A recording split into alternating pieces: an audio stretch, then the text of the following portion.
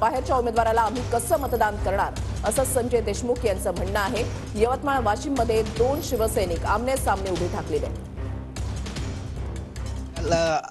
आज मतदान प्रक्रिया पार पडते आहे।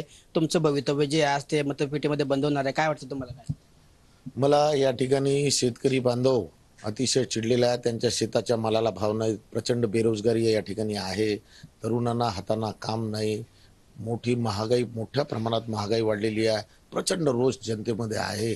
आणि या ठिकाणी मला असं वाटते की ज्या हिंदू हृदय सम्राट वंदनीय बाळासाहेब ठाकरेंनी यांना सर्व काही देऊन यांनी गद्दारी केल्यामुळे तमाम आमच्या शिवसैनिक बांधवात अतिशय चीड निर्माण झालेली आहे।